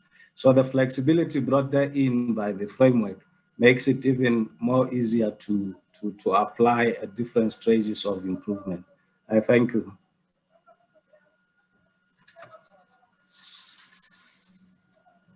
Okay, thank you very much, Lesotho. That was a beautiful presentation, short to the point. I think now it's getting clearer. The picture is getting clearer. Listening to the presentations, I think here we are looking at a document that is not cast in concrete. I think it can be tailored to a country's needs at whichever given point. I think I like the aspect of assessment, analysis, and redesign as you assess. I think Lesotho just said you identify bottlenecks and you manage them as you go along. I think that too for me is a plus. But generally looking and listening to everyone, I pick up issues of lack of coordination at governance level. I think that is a challenge that several countries are facing. Also the need to decentralize the service. We take note that our services do not reach all the people. The people have to move long distances to access our services. Therefore, you find that people will give birth and then go back home and then eventually don't come back to pick the birth certificate until the child is going to school when they need it. Of course, there is also a need to increase human resource. If you're going to increase the stations or your service bases, obviously you need to increase human resource. And of course, that comes along with the challenges of resources. Legal frameworks, of course, that's another issue that most of us had to look at and to review in order for us to be able to carry out the civil registration and biostatistics systems or to improve them. Again, I go back to the issue of supply and demand. I realize that it is possible that our cultures, maybe, and traditions could also be limiting the issue of demand.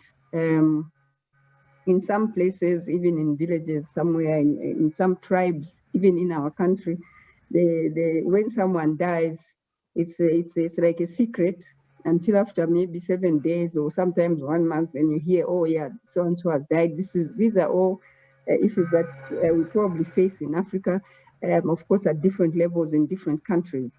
I think we need to bear some of those things in mind.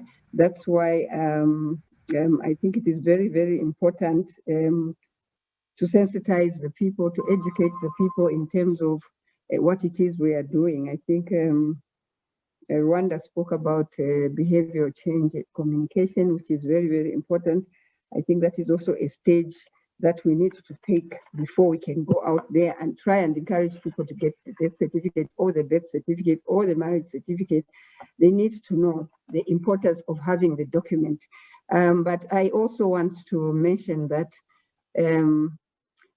at the point at which they use the document, I think it is important that those institutions also make the community realize that you need to have a particular document in order to access a particular thing. Because if we are going to substitute a death certificate or a birth certificate for something else, then there again, we the same government, are not doing ourselves justice. We are not working in the same direction. So I think those are some of the things that are important.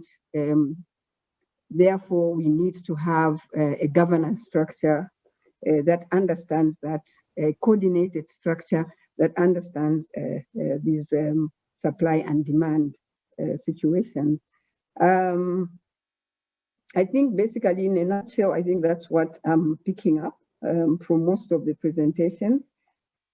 Also interesting, moving from paper-based digitizing. I think that is another important thing.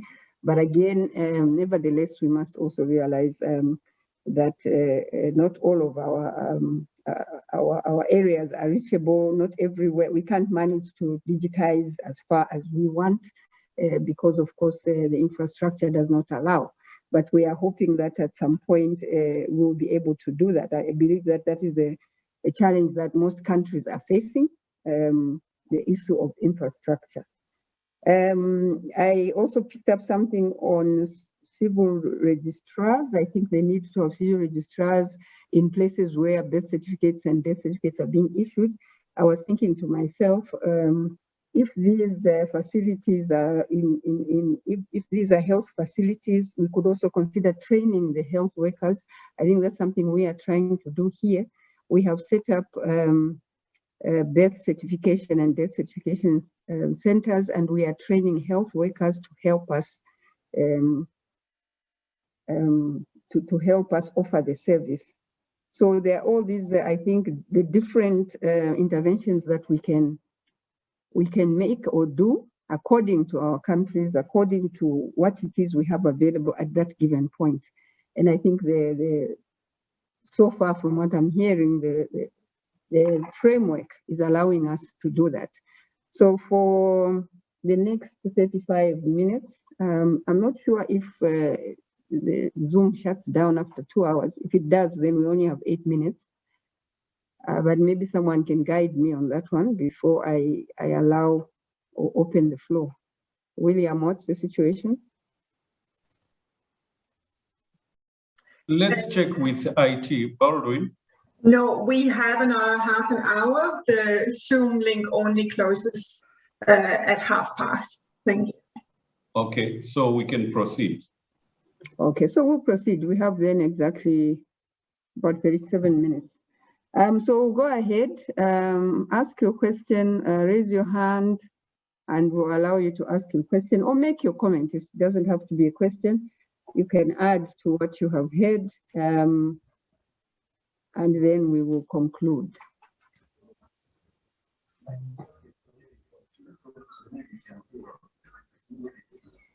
There's DRC.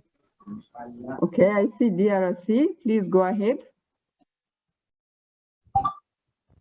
Oui, bonjour, c'est Clarisse,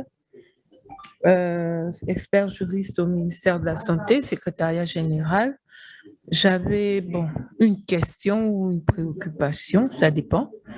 C'est par rapport au centre d'excellence. Je vais m'expliquer, c'est-à-dire que quand certains présentateurs ont dit que qu'il serait envisageable de mettre dans un même endroit l'enregistrement des naissances et des décès. Est-ce que ce sera quand même aisé pour la population? Parce que je pense que le processus en fait d'enregistrement et de naissance et de décès, c'est quelque chose, c'est comme une culture qu'on est en train d'inculquer à la population. Et si on veut mettre les deux ensemble, est-ce que vous pensez que ça peut vous permettre ou bien nous permettre d'atteindre des résultats? Inaudible. C'est une proposition pour moi. Est-ce que This is one idea for me. And we are trying.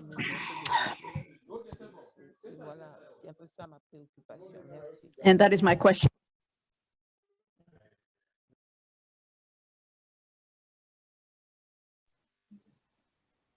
Okay, thank you. Thank you for that question. I will allow the team that facilitated the development of the document to respond as we go along. I will offer my concluding remarks. William, can you direct us in terms of who can respond to what? I think she was asking about putting together the birth and death registration in one place. Considering some of the factors that I had also mentioned, maybe someone could give us a response quickly.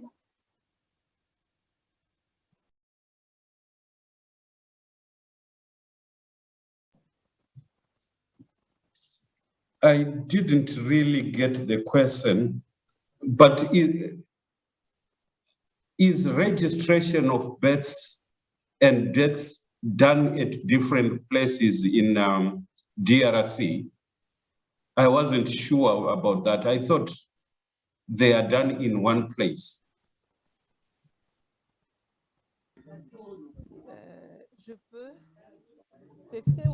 I can, it's done in the same place. Mm-hmm. So the interpreter cannot hear.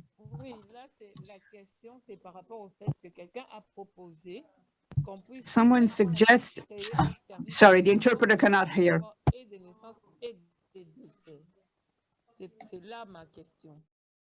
Est-ce que ça serait aisé pour la population de ne pas aller dans un endroit où ils ont l'habitude d'aller et d'aller maintenant dans un Would it be easy for the interpreter pour l'enregistrement de ces deux C d'état civil?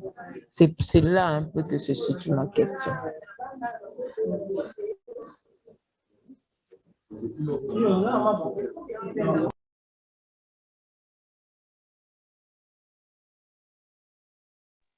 Is it possible for her to type the question in the chat?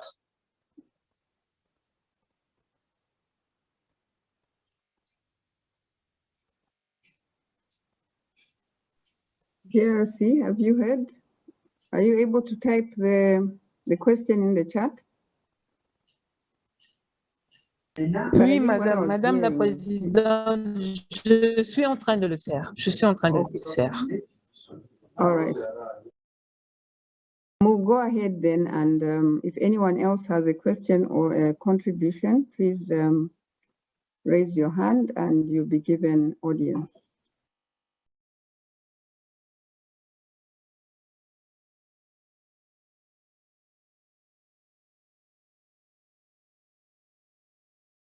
Okay, I see a hand there. Cedric, go ahead. Oui, bonjour à tous. Moi, c'est Cédric. Vous m'entendez? Yes. OK. C'est vrai que j'ai déjà envoyé mes séries de questions dans le chat. Et c'était par rapport au Rwanda. J'avais des questions sur le Rwanda. Si j'ai bien suivi sa présentation, ils ont dit qu'ils ont adopté une stratégie. Births and deaths directly in the health centers. My question is the following. Did they adopt this strategy in all health centers? And how is it happening in practice? Did they set up a civil registry in those institutions? In those health institutions. So how is it done in practice? That's the first question. Now, in terms of digitization and the application they use to register births and deaths, what application is used? Because we know there are all kinds of applications in CRVS. Which one is used, and how do they register the information in the system? And also, is the system interoperable with other systems? That's basically my three questions. And finally, do they explain the cause of death? Thank you.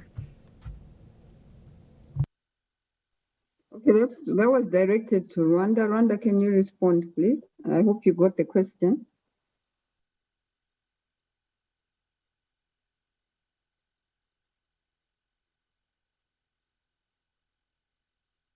Rwanda, are you still with us?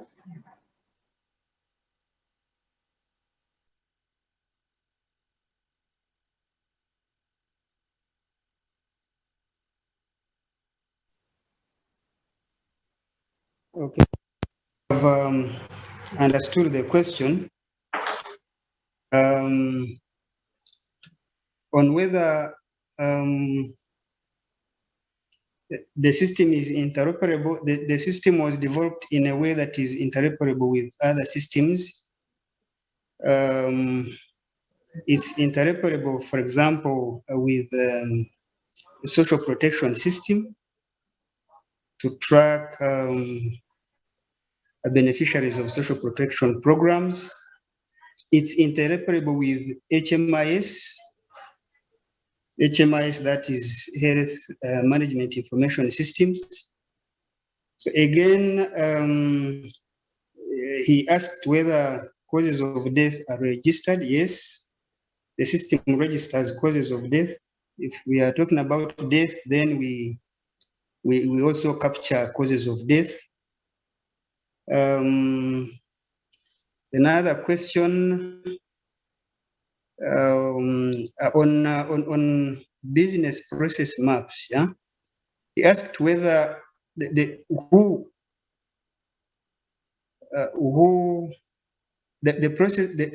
designed or who helped in the design of business process maps. Yeah. In the start, we had a dedicated CRVS team, and in that team we had a business architect, we had a business analyst, we had a civil registration and vital statistics specialist to look at the side of the laws.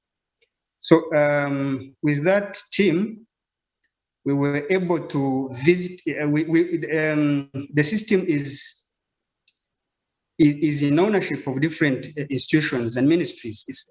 We have the Ministry of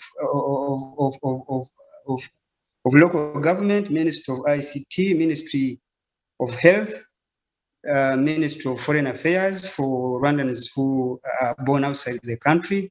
So the business analyst visited different institutions and gathered information, and upon that information, they were able to do business processes to redefine in accordance with what we wanted in place.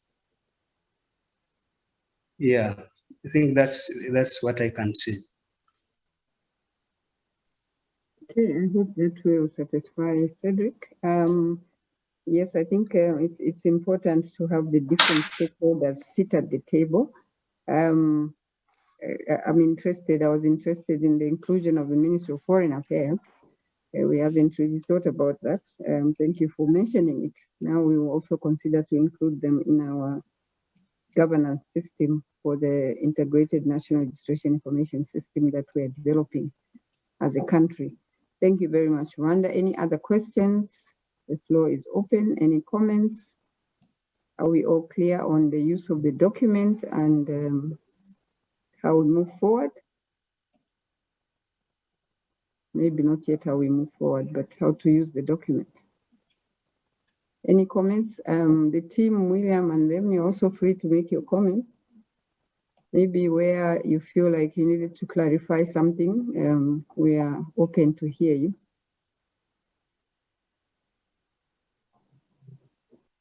Okay, I can just add on the issue of Rwanda. I think the thing to know, it's a system which has been developed by Rwandans, so it's not a commercial.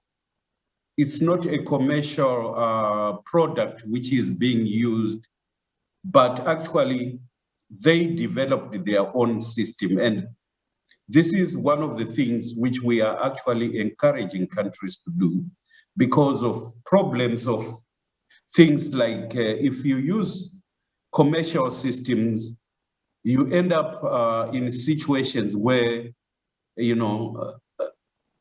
vendor locking becomes an issue, especially if it is being maintained by private companies, and it has happened in a number of countries. So countries which are developing their own systems like Rwanda, you employ young graduates, they develop the system for you, and the system is permanently maintained by the ministries with the local staff and so forth and so forth. So that's an addition I wanted to make on Rwanda. Okay, thank you very much, William. I see a hand, Center of Excellence. You can take the floor. Oui, bonjour, si vous... Yes, if I may. I've seen some questions that appear to be in the chat, so I thought I could maybe read them out loud so that we could have them in the forum. Is that okay? Okay. That's okay, go ahead. Merci. Thank you. So we had a question from Kadi Dajujan, says it's very important in the process of improving the system to establish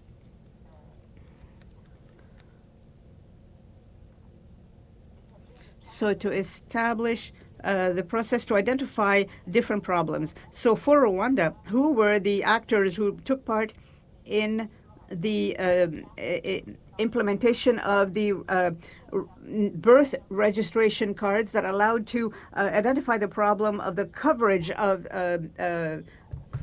civil registry services. So that was for Rwanda, who might not be with us. Another question comes from Beli Lunanga, who says, can we have the support of UNECA to evaluate our system, our RVS system? And one other question from Bakari Gay. What is the quality of services, civil registry services in the various countries of Africa where internet is limited? Does this handicap not discourage users who take too much time to log in and to fill out the civil registry documents? And finally, a question from Caris Trabole. Is it easy for the population to register vital events in a separate service, especially for births and deaths? Thank you.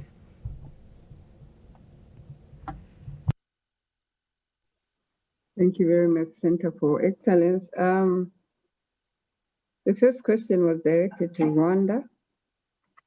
I think you'll have to repeat the question for Rwanda so that they can answer. The other one to UNECA. The other two, I didn't even get who you asked, who the questions were addressed to. Can Rwanda respond to the first question?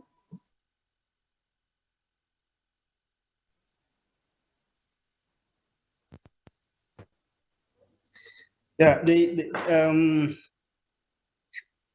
she wanted to know who were involved in, if I understood the question, she wanted to know who were involved in the process of identifying the need to decentralize civil registration to different parts of the country. But as I said in the presentation, at first we had a civil registration and vital statistics assessment. And in the assessment, we found out that we only had 416 offices in the country. And these are nine events on 416 officials. And there are, the business process itself is very tiresome for, I gave an example of birth, where a lady having given birth had to go home and then come back to the sector office, which was really a very cumbersome process. But in identifying the problems, we found out that in order to have an efficient process, we had to decentralize civil registration responsibilities, and this called for a change of laws and amendment of different regulations in regards to civil registration to make sure that we have as many civil registrars as possible to the places of occurrence of these events. So that's where we identified different points where we would have civil registrars. Thus, we came up with the idea of decentralizing birth and death registration at hospitals and health centers where births and deaths occur. But at the same time, we also understood that there are births and deaths that occur in communities, and therefore, respecting the one-stop center principle of registering an event where it occurs, we also made sure that in communities, we decentralize civil registration responsibilities to cell executive secretaries, such that we, as we catered for those events that took place at hospitals, we also made sure that we cater for those that take place outside the hospitals. So I think that's what I can say. That's how we identify the different points of service where civil registration will take place, and then decentralize the responsibilities and making sure that we equip the capacities, the personnel there to make sure that those events are registered at their places of occurrence.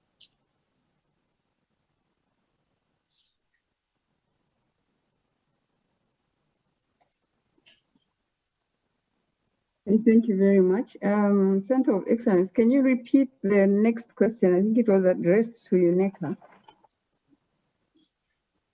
Just check, please. Absolument. Yes, so the question was Bali Lunanga, who is asking, can we have the support of UNECA to evaluate our CRVS system? Okay, UNECA, you have the floor. Okay, thank you, Chair. So what I can say for DRC, we already have a process which is going on in DRC, but it was confined more to death registration and medical certification of cause of death. I mean, determination of cause of death, both medical and verbal autopsies. So I think what we can actually do is to see how to extend that process to include all the vital events. So I think it's an easier sort of question to address, because we already have something which we are doing with the DRC. But for inclusive, I mean, to make sure all the vital events are included, we will consider now extending what we are already doing to include births, marriages, and so forth.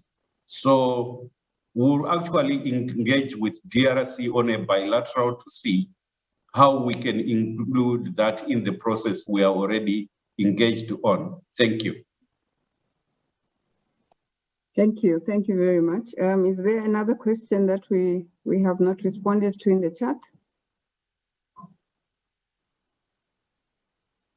Oh yeah, the question from Clarice. If I hear properly, she's saying births and deaths, do they need to be recorded at the same place? I hope I'm correct. So definitely they have to be, for the reasons that, firstly, the informants usually are the same. Where births and deaths which occur in health facilities are actually informed through that route. Then the ones which happen in communities, they happen in families. And we encourage families to initiate, the informing the vital events. So those are two events you cannot really separate, because the way they are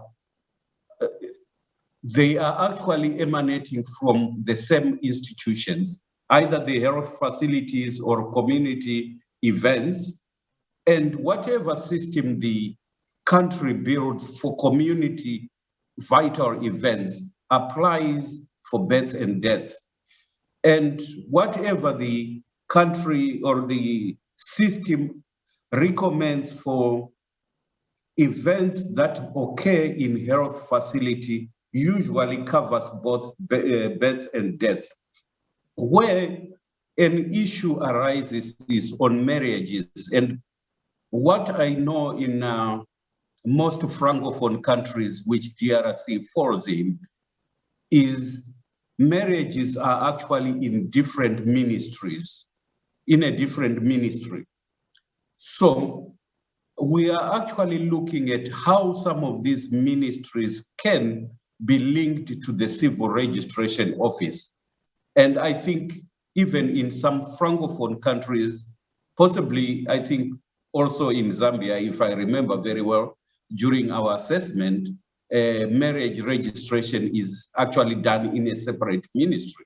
So this is an issue which is almost continent-wide, and we are actually looking at linking the ministries or departments which deal with the judicial issues of marriages to actually have that information transferred to the civil registration office, either when the registration is complete at regular intervals, or if interoperability is operating, then immediately as the event is notified, the marriage is notified, then it is automatically transferred to the civil registration office. So we need to actually look at each country specific issue and see what recommendations we can make. Over to you. Thank you. Thank you very much, William. Yes, the issue of issuing marriage certificates in different places, adoption certificates somewhere else, divorce certificates somewhere else. I think it's agreed that it would make more sense if everything is put in one place. I was also interested in the issue of the diaspora. I don't know if, William, you can comment on whether the framework covers anything to that effect, or is this something that each country, depending on the needs, could maybe fit in into the process? We have a lot of our citizens outside the country, and we have children being born outside the country who belong to us. So one way or the other, I think they too should be registered and captured. Maybe someone can make a comment from Ineka, maybe yourself, William. Okay, thank you, Madam Chair. This is quite a pertinent issue, and it has actually been raised in a number of places. So what we have sort of been recommending really is, this is where Ministry of Foreign Affairs is actually required. In countries where you have a large diaspora population, somebody at the embassy should at least have that status of a registrar, where they can actually, process the applications. The certification can still be done at home, whereby monthly or at regular intervals, those applications are sent to the country, and the appropriate credentials or documents are actually produced and sent back. In countries where you have low volumes of our citizens, let's say, you get 2 or 3 applications or so in a period, let's say, of a quarter or things like that. we actually look at the countries to actually recommend in low volume embassies what can be the alternative. And countries I know have applied slightly different, approaches. At times they require the citizen to possibly contribute to the courier service of the document to and from home and so forth. But at least there should be somebody empowered at any embassy to be able to do the receiving, or actually, let me just say the verification process, who goes through with the applicant to make sure that this is a legitimate application.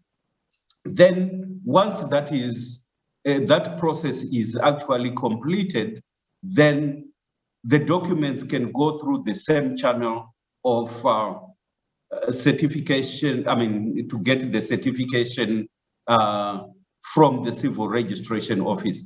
So there are possible ways.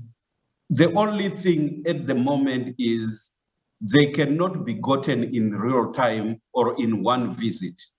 And possibly as our embassies start being connected to our home countries, possibly that's one of the processes which we can actually look at. Because we know, for example, if you send a letter through or a note verbal through the embassy, it takes almost a month or so.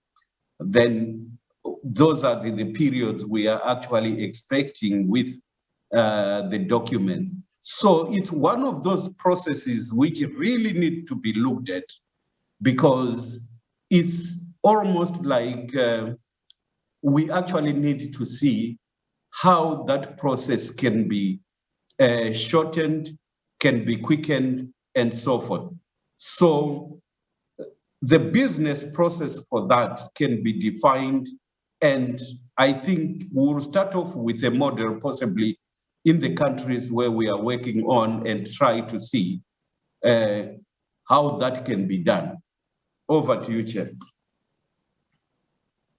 Okay, according to the timekeeper, I think they said they'll shut down at 4:30 our time. So we have 8 minutes left. I think I basically had concluded on the brief of what the document is about and the use thereof.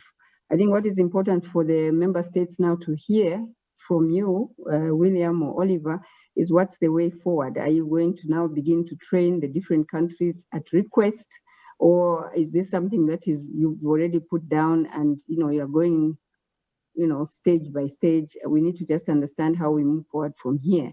Or are you asking us to take this document and work with it on our own as a country? Which way are we going? Are we going to have to depend on the support coming from yourselves, the technical support, or are you going to trust us to be able to implement? Okay, thank you, Chair. The first response is that definitely the document is out there to be used.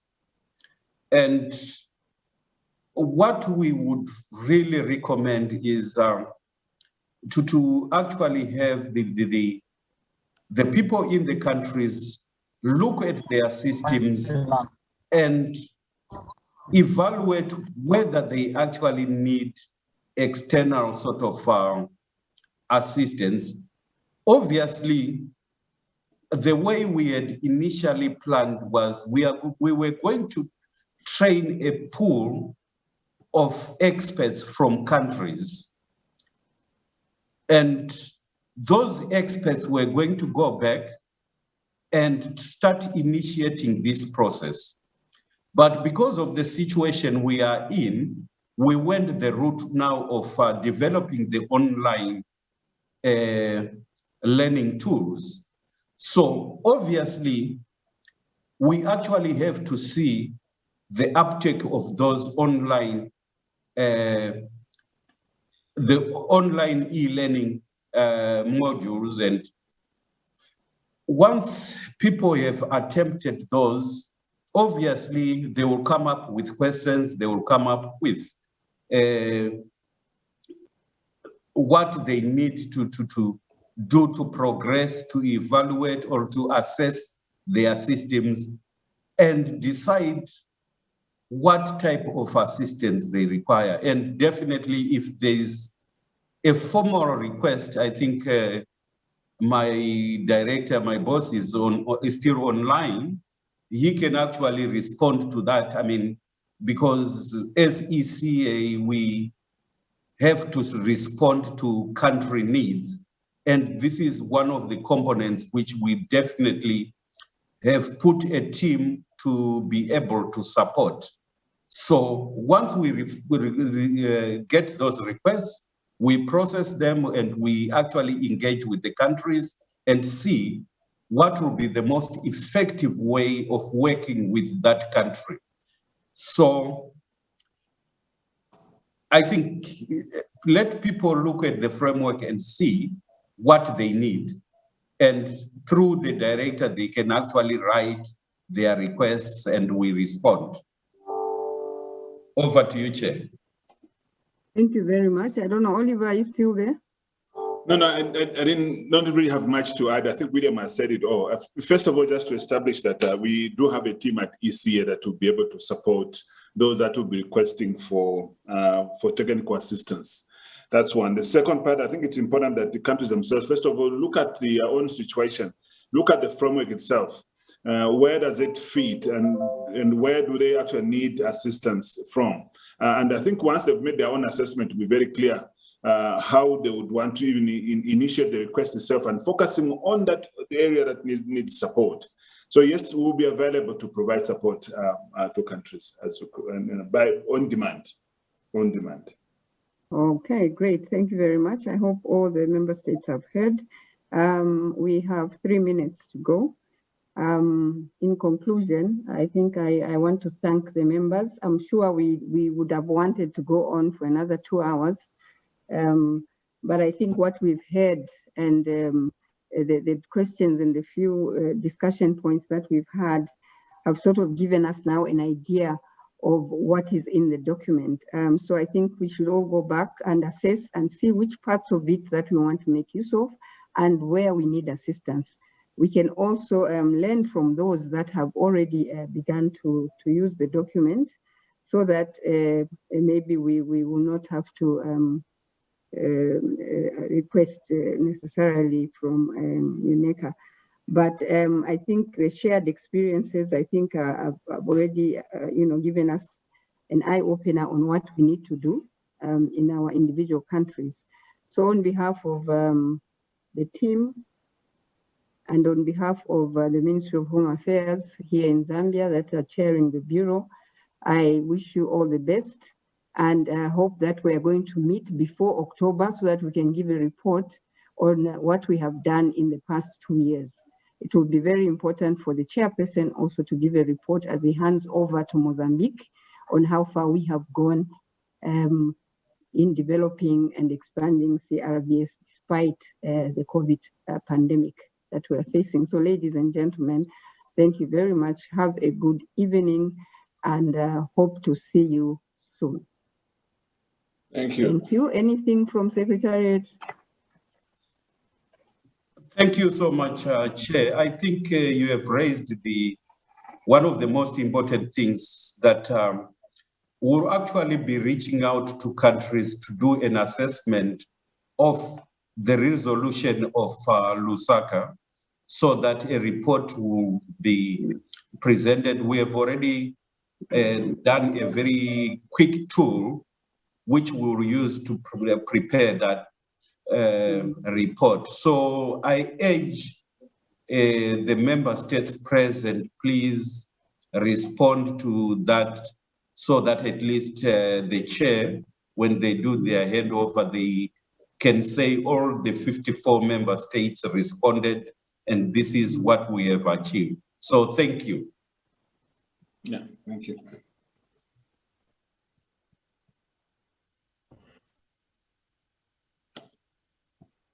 Thank you. Goodbye. Thank you. Bye-bye. Thank you. Bye-bye. Thank you. Thank you very much. Goodbye.